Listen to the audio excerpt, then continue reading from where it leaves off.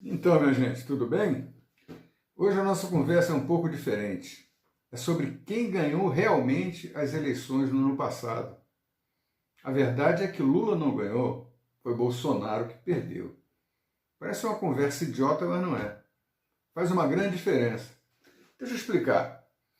No ano passado, eleições, se Lula não estivesse concorrendo, qualquer nome com alguma projeção no cenário brasileiro, naquela época, ganharia do Bolsonaro. Isso desde que a esquerda não apresentasse outro candidato no lugar do Lula. Qualquer candidato ungido pela ansiada terceira via ganharia a eleição se Lula não estivesse no páreo. Isso, vejam bem, se nenhum outro candidato da esquerda concorresse. Bolsonaro perderia para Ciro Gomes ou para Simone Tebet, como indicavam as pesquisas, quando elas eram apresentadas sem a presença do Lula. Já sem Lula, a esquerda não teria tido cacife para vencer. Qualquer outro candidato apresentado por eles ano passado, Haddad de novo, por exemplo, só faria dividir os votos da oposição a Bolsonaro. As elites perceberam que 3 lideranças concorrendo, esquerda sem Lula, terceira via por mais forte que fosse, e Bolsonaro, seria um cenário mais provável para levar Bolsonaro à reeleição. Só por isso é que Lula saiu da cadeia. Já que tinha que ser um dos dois, Lula ou Bolsonaro, as elites preferiram Lula, que era mais fácil de negociar. Quando eu falo das elites, eu me refiro à elite financeira e empresarial mesmo, a onipresente, a internacional. Não é essa vagabunda de empresáriozinhos novos ricos, arrogantes, metidos a atiradores, que apoiaram e ainda apoiam o presidente louco. O que aconteceu então foi uma batalha entre fanáticos por Bolsonaro, somados aos que rejeitavam o PT, contra os fanáticos por Lula, mais os que rejeitavam Bolsonaro. Contando todos os eleitores que deram a vitória a Lula, os que votaram nele pela rejeição a Bolsonaro foram muito mais numerosos do que os eleitores da chamada esquerda raiz. Na verdade, foi o povo brasileiro, dentro da sua humilde lucidez, que salvou o Brasil mais uma vez. Não foi a esquerda de Lula. Foi assim também nas eleições de 2014, se vocês se lembram. As elites apostaram tudo na chamada Primavera Brasileira de 2013, sufocando o governo Dilma. Depois foi a campanha nojenta a favor do ladrão Aécio Neves. Em ambas, a sabedoria popular prevaleceu. O povo superou a Primavera Brasileira e o povo superou as mentiras da campanha do Aécio. Essa aí é a capa da revista Isto É, de dezembro de 2014, uma das 4 de dezembro de 2014, que aconteceu logo depois das eleições. Naquela época, as domésticas ainda iam para a Disneylândia, e foi por isso que Dilma ganhou. Foi o povo que não se deixou iludir e reelegeu a presidenta, porque o governo dela estava dando certo. Aí, quando a direita percebeu que no voto não ia conseguir retomar o governo, a comunidade financeira perdeu a paciência e no ano seguinte vieram as pedaladas, o golpe. A partir daí, a esquerda brasileira foi para o saco. Foi omissa durante toda a farsa Temer e se manteve calada, acovardada, inerte, inútil e omissa durante os 4 anos seguintes da barbárie que assolou o Brasil. Aí, quando chegaram as eleições, incrível, a atitude não mudou. Continuaram acovardadas, sem se organizar nem se manifestar nas ruas para não ter que enfrentar os terríveis bolsomínios. Medo puro, sem plástico nos carros, sem pichações na rua, sem reagir às provocações, sem enfrentar, nem que fosse na justiça, as agressões infralegais que a sociedade sofreu da corja bolsonarista fanatizada. Os sindicatos ficaram mudos e os estudantes se mostraram intimidados e sem liderança. Os que se apresentavam como defensores do meio ambiente se mantiveram caladinhos, deixando a boiada passar sem esboçar reação. Desculpe, mas o Partido Verde foi uma piada durante todo esse tempo de devastação. Nenhuma manifestação popular foi organizada por eles. Era o mínimo que eles tinham que ter feito. Era até obrigação, pelo nome da sigla, Partido Verde, que é forte no mundo inteiro. Agora o PV participou da coligação que ganhou a eleição, junto com o PT, mas continua omisso, apesar de ganhar a direção do IFAM. Já uma boa surpresa, né, foi a atuação firme da Marina Silva no episódio dos garimpeiros dos Yanomamis.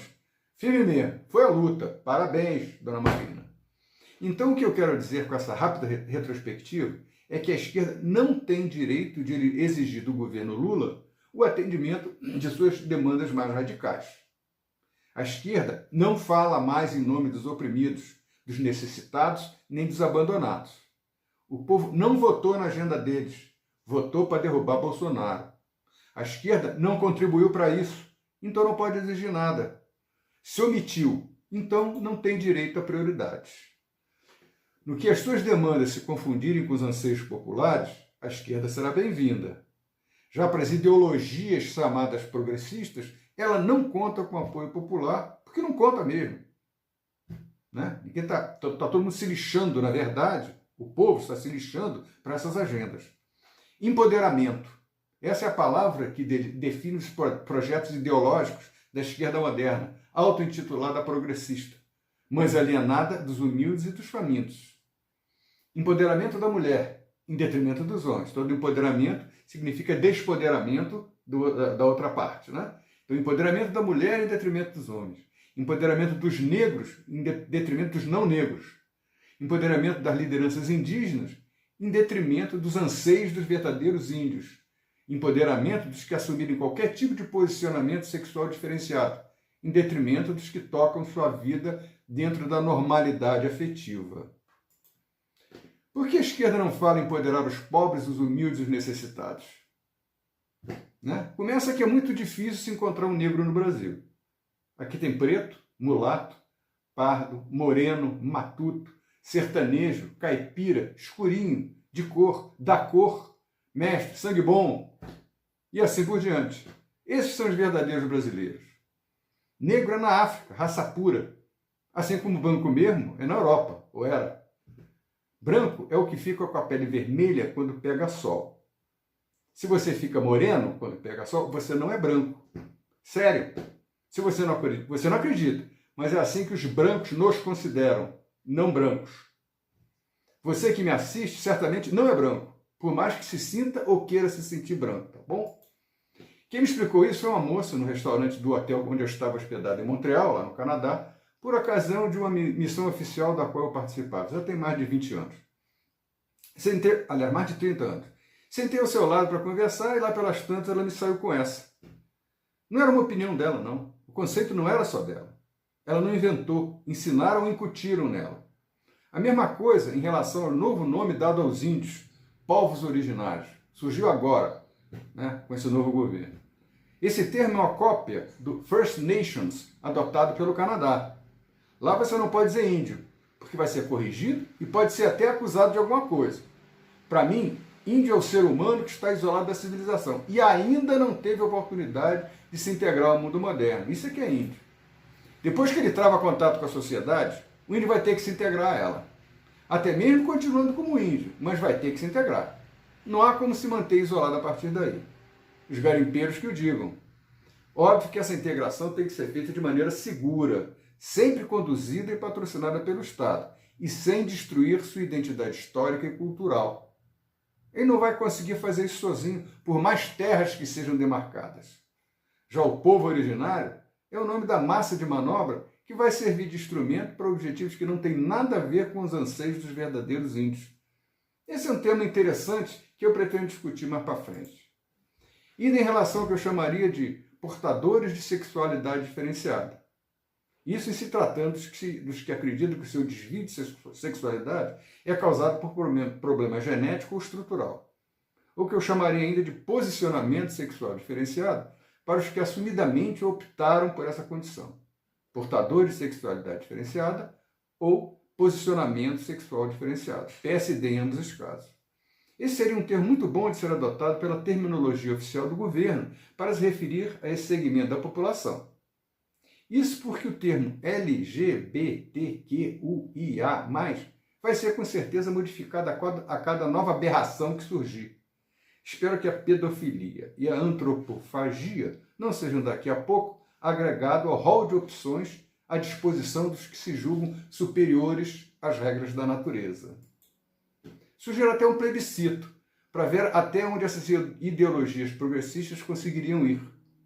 Aí poderíamos verificar, na realidade, qual o grau de aceitação das suas propostas pela população brasileira e, de repente, estabelecer os limites a serem colocados para as suas exigências. Não adianta a gente continuar recebendo goela abaixo, sendo obrigado a aceitar coisas que a gente não concorda. Seria realmente o caso, já que são temas que afetam profundamente a sociedade como um todo. Todas as diferenças devem ser aceitas, protegidas e plenamente integradas à sociedade, como já foi estabelecido e implementado na maioria dos países do mundo, inclusive com muita força aqui. Todo mundo sabe disso. Mas jamais essas minorias serem impostas como superiores, detentoras de privilégios ou com direito a impor suas verdades aos demais cidadãos. Vou repetir. Jamais essas minorias serem impostas como superioras, detentoras de privilégios ou com direito a impor suas verdades aos demais cidadãos. Isso vai contra a Constituição. Né? Bom, voltando então ao problema das eleições, de quem as venceu na realidade, para concluir o raciocínio, quem venceu foi o povo. Não foi direita, não foi esquerda, foi o povo. Não foi Lula, não foi Bolsonaro, foi o povo que venceu. Qualquer postura radical das esquerdas nesse momento que estamos vivendo será arrogante e descabida, já que seria fruto de uma alegada pseudo-vitória que não lhes pertence. É isso aí, minha gente. Hoje foi um pouco mais direto. É que esse assunto estava engasgado na minha garganta, ok? Um abraço para todo mundo, muito obrigado.